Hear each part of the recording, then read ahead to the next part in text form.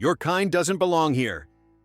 The racist's words cut through the air as he shoved the Muslim family trying to photograph the palace. For 9 years, Corporal Rajiv Sharma had maintained perfect discipline as a royal guard. But when the attacker reached for the mother's hijab, the soldier's response showed the true meaning of defending the crown. Before we reveal the full story, hit the subscribe button and drop a comment below telling us where in the world you're watching from. Now, without further ado, let's get into it. The morning air carried the scent of rain-washed stone as visitors gathered along the perimeter of Buckingham Palace. Among them stood Corporal Rajiv Sharma, his scarlet uniform immaculate against the iconic black bearskin hat that added nearly a foot to his already impressive height.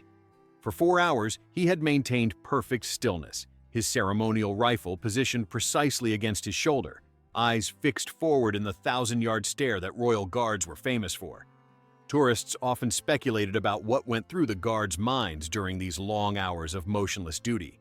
For Rajiv, it was a mixture of battlefield memories from his 2 tours in Afghanistan, Sanskrit prayers his grandmother had taught him as a child in Bradford, and occasionally mental rehearsals of the speech he would give at his sister's medical school graduation next month. 9 years of military service had taught him to stand perfectly still while his mind remained alert to everything around him. Through his peripheral vision, Rajiv observed the usual parade of tourists, Japanese groups following tour guides with raised umbrellas, American families consulting guidebooks, children pointing excitedly. This global tapestry of visitors was exactly what he loved about London, a reflection of his own family's journey from India to England 2 generations ago. Among today's visitors, he noticed a Muslim family approaching, father in a neatly pressed suit, mother wearing a deep blue hijab, and 2 children, a boy about 10 and a girl perhaps 7. The father lifted his camera, positioning the family with the palace and guard in the background. The children smiled with excitement, the little girl whispering to her brother as they posed. What happened next occurred with the sudden violence of a thunderclap. A heavy-set man in a stained jacket appeared from the crowd, his face flushed with either alcohol or anger, possibly both. "Your kind doesn't belong here," he shouted, shoving between the family and the palace barrier. The force of his movement knocked the mother off balance, sending her stumbling sideways. "This is a British landmark," the man continued, voice rising. "Not for your kind to ruin with your pictures." The family father stepped forward protectively. "Please, we're just tourists like everyone else." "You're nothing like everyone else," the attacker cut him off, gesturing dismissively at the woman's hijab. "Covering your faces, hiding who knows what. This is England." A few bystanders shifted uncomfortably, but no one intervened. The mother pulled her children closer, whispering reassurances even as her own hands trembled. "Take that thing off," the man demanded, reaching for the woman's hijab. "Show your face in public like normal people." In that moment, several things happened simultaneously. The father moved to block the attacker. The mother turned to shield her children. A palace staff member began hurrying toward the commotion, and Corporal Rajiv Sharma broke his stance. For 9 years, Rajiv had maintained perfect discipline in his ceremonial role. Through rain and snow, through tourists' pranks and provocations, through hours of physical discomfort, he had remained motionless, as protocol demanded. Royal guards were explicitly instructed never to break formation except in cases of immediate safety threats. This qualified. With military precision, Rajiv stepped forward, bringing his ceremonial rifle to port arms position. The movement was so unexpected after hours of perfect stillness that several nearby tourists gasped. "Step back from them immediately," he commanded, his voice carrying the authority of a soldier who had faced combat in Helmand province. The attacker turned, momentarily confused to see the previously statue-like guard now advancing toward him. "This isn't your business, mate," he slurred. "As a member of Her Majesty's Guard," Rajiv stated with steel in his voice, "the safety of all visitors to the royal grounds is precisely my business." Palace security was now approaching rapidly, but still several crucial seconds away. "What? You're defending them?" The attacker gestured toward the Muslim family. "They're not even real Brits." "Neither was Queen Victoria's devoted servant Abdul Karim," Rajiv replied evenly. "Yet the crown valued him enough to make the royal household learn Urdu. The monarchy you claim to defend has honored diverse faiths for generations." The attacker's face contorted with fresh anger. He stepped toward Rajiv, perhaps not fully comprehending that he was confronting a combat-trained soldier. "You're supposed to guard the palace, not these foreigners." "I swore an oath to defend the crown," Rajiv said, maintaining his position between the man and the family. The crown represents all British citizens, regardless of faith or background. That is precisely what I am doing now. Something in Rajiv's unwavering stance made the attacker hesitate.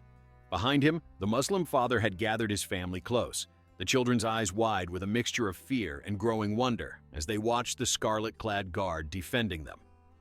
The royal family itself contains members of different faiths, Rajiv continued, his ceremonial rifle still held at port arms. Our current heir married a Catholic. Our previous monarch was the head of the Church of England who regularly met with imams, rabbis, and priests. The crown you claim to honor has always understood something you clearly don't, that Britain's strength lies in its diversity.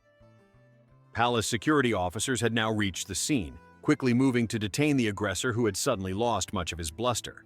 As they led him away, he cast one last bitter glance at Rajiv. "They're changing our country," he muttered. "No," Rajiv replied with quiet certainty. "They are our country." With the immediate threat removed, Rajiv turned to the family. Protocol dictated that he should immediately return to his post in ceremonial stance. Instead, he knelt slightly to address the wide-eyed children. "Are you all right?" he asked gently. The little girl nodded, still clutching her mother's hand. "Are you allowed to talk?" she whispered, clearly having been told about the guard's famous silence. "Only when it truly matters," Rajiv answered with the hint of a smile.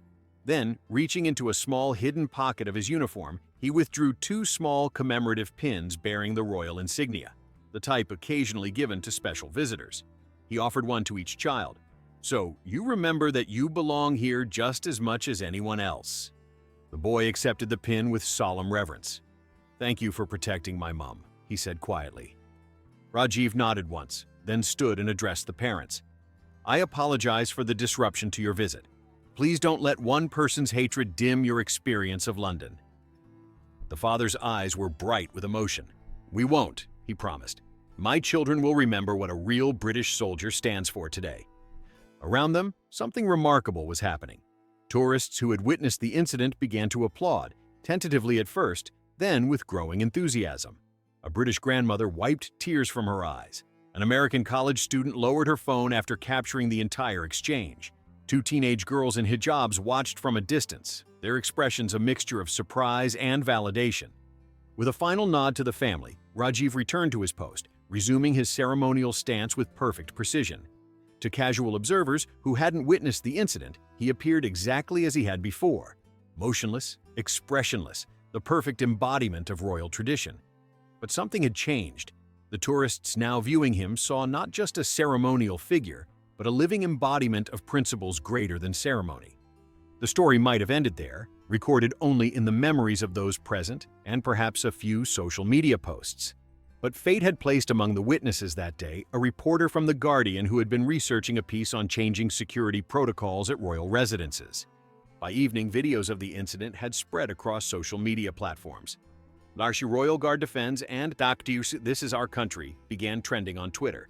News outlets picked up the story, at first reporting just the basics: Royal Guard breaks protocol to defend Muslim family, then expanding as more witnesses shared their accounts and more video angles emerged. For the royal household, the incident presented a potential protocol dilemma. Guards breaking formation was technically a disciplinary issue, yet the palace, acutely aware of public sentiment and its own stated commitments to diversity, recognized something more significant had occurred. The following morning, as Rajiv prepared for his shift, wondering if he would face repercussions for his actions, he was summoned to his commanding officer's presence. Colonel James Hargrove, a 30-year veteran of the Household Division, waited with an unreadable expression. "Corporal Sharma," Hargrove began formally, "your actions yesterday have created quite a stir." Rajiv stood at attention. "Yes, sir. I accept full responsibility." Hargrove studied him for a moment. "The palace has received over 2,000 messages since yesterday. Would you care to guess their nature?" "I couldn't say, sir." "Support, Corporal. Overwhelming support." Hargrove's stern expression softened slightly. "From British Muslims thanking us for showing they belong. From veterans saying you represented the true values they served to protect. From citizens of all backgrounds saying you demonstrated what the crown should stand for in modern Britain." He picked up a folder from his desk. "There's also this, a formal letter from the family you defended. The father is apparently a surgeon at Royal London Hospital who has saved countless British lives. The mother teaches at a primary school in Manchester. Hardly the foreigners our misguided attacker imagined. Rajiv remained at attention, uncertain where this was leading. The protocol breach remains a technical matter, Hargrove continued, but context matters. You acted to prevent potential assault on palace grounds, which falls within the broader interpretation of your duties. He cleared his throat. The palace has issued a statement this morning affirming that royal guards have always had discretion to respond to security threats, and that defending visitors from assault certainly qualifies. Relief washed through Rajiv, though his posture revealed nothing. There's something else, Hargrove added. The household has received a personal request from a senior royal who wishes to meet the Muslim family, and you, at a private reception next week. It seems they'd like to thank you personally for exemplifying the values the monarchy aspires to represent in contemporary Britain. For the first time since entering the room, Rajiv allowed himself a small smile. It would be my honor, sir.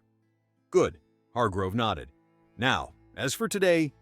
A knock at the door interrupted him. A junior officer entered with a tablet. Sir, you should see this. Hargrove examined the screen, his eyebrows rising. Well, it appears your actions have inspired others, Corporal. He turned the tablet so Rajiv could see. The screen showed news footage from outside a mosque in Birmingham, where a small group of right-wing protesters had gathered with anti-Muslim signs. Standing between them and the mosque entrance were several British veterans in their regimental berets, forming a protective line as worshippers entered for Friday prayers. One elderly veteran with campaign medals across his chest was being interviewed. We saw what that royal guard did yesterday. He reminded us what we actually fought for, not some fantasy version of Britain that never existed, but a country where people can worship in peace regardless of their faith. If he can do his duty, so can we. Similar scenes were playing out across the country. Outside a synagogue that had recently been vandalized, a group of local Muslims and Christians had formed a protective human chain. In Manchester, where tensions had flared between communities after a controversial police incident, faith leaders from 6 different religions were holding a joint press conference about shared values and mutual respect.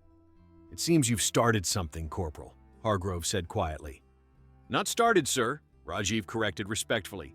Just reminded people of something already there. When Rajiv resumed his post that day, he noticed something different. Tourists still took photos, children still pointed excitedly, but many visitors now approached with a new kind of respect, not just for the uniform or tradition, but for what it had come to represent through his actions. A week later, away from public view, Rajiv met again with the family he had defended. In a small reception at the palace, they were joined by a senior royal who listened intently as the mother described their experience. The children were frightened, she said. But what they'll remember isn't the hatred of one man. They'll remember that when it mattered, Britain stood up for us. She smiled at Rajiv. They haven't taken off those pins you gave them. My son says he wants to be a royal guard when he grows up. The royal nodded thoughtfully. My grandfather often said that the monarchy's true strength wasn't in its traditions, but in its ability to represent what Britain aspires to be in each generation. Looking at Rajiv and the family together, she added, I think he would consider this a perfect example. As predicted by more cynical commentators, the news cycle eventually moved on. But something had shifted permanently. Applications to join the armed forces from minority communities saw a notable increase. Incidents of religious hate crimes received more consistent public condemnation.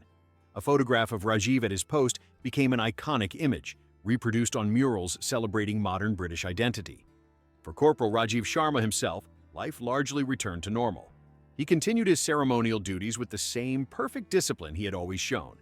Tourists still wondered what went through his mind during those long hours of motionless duty. They couldn't know that now, alongside memories of Afghanistan and his grandmother's prayers, he sometimes thought about a little girl's wide eyes as she accepted a royal pin and her quiet realization that she truly belonged. Or that when his gaze remained fixed on that invisible point beyond the crowds, he was looking toward the Britain he had helped, in one small but significant moment, to defend, not just its traditions and symbols, but its highest aspirations and most inclusive values. Sometimes the greatest defense of the crown has nothing to do with palaces and everything to do with principles. And sometimes the most powerful action a guard can take is not remaining still, but knowing precisely when to move. Has a stranger ever stood up for you when it mattered most? Or have you defended someone against prejudice? Share your experiences in the comments below. If this story moved you, please hit the like button and subscribe to our channel for more powerful stories of courage and inclusion. Don't forget to press the notification bell so you never miss our daily uploads. Share this video with someone who needs a reminder of what true strength looks like. Check out our previous videos appearing on your screen now. We'll be back tomorrow with another extraordinary tale that shows how single moments of courage can spark lasting change.